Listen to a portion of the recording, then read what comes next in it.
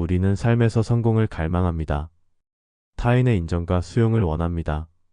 그러나 역설적으로 거절은 우리가 겪을 수 있는 가장 큰 축복 중 하나일지도 모릅니다. 거절은 상처와 좌절을 주지만 동시에 우리를 비추는 거울이기도 합니다. 스토아 철학은 말합니다. 거절은 우리의 본질을 가르치는 스승이다. 오늘 우리는 거절을 새로운 눈으로 바라보고자 합니다. 거절이 어떻게 우리의 내면을 단단히 세우고 진정한 나를 발견하게 하는지 살펴봅니다. 1장. 고대 로마의 루키우스. 권력과 지위가 모든 것을 결정하던 고대 로마. 그곳에 루키우스라는 젊은이가 있었습니다.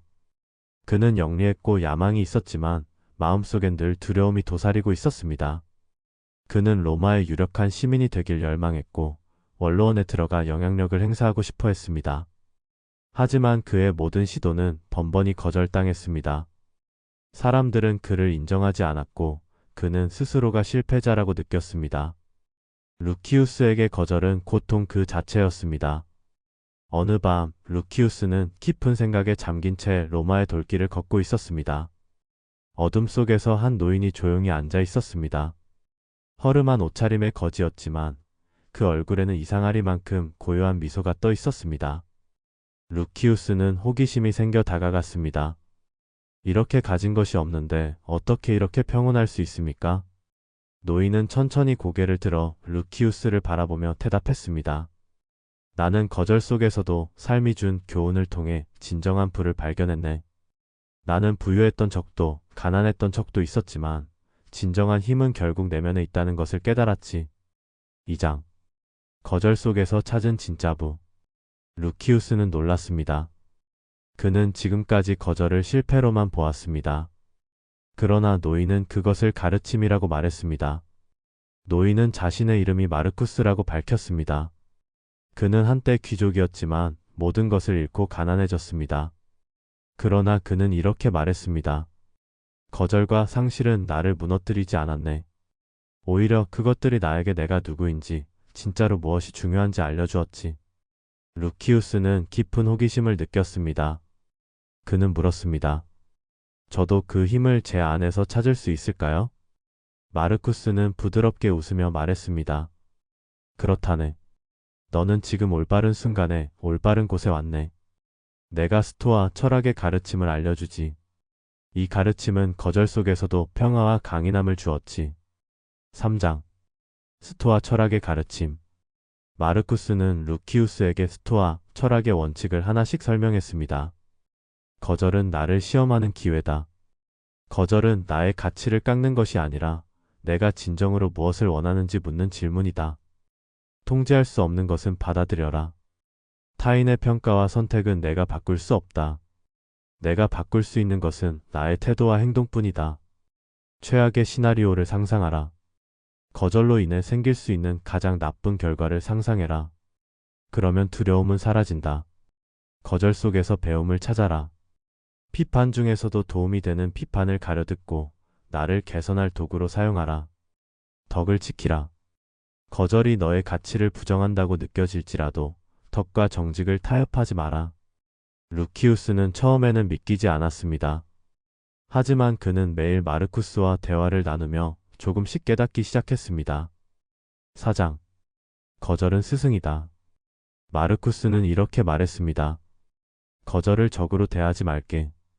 거절은 나를 단련시키는 스승일 뿐일세. 루키우스는 과거를 돌아보았습니다. 그는 원로원의 지위를 얻기 위해 타인의 눈치만 봤습니다. 그는 사람들의 인정이 곧 자신의 가치라고 믿었습니다.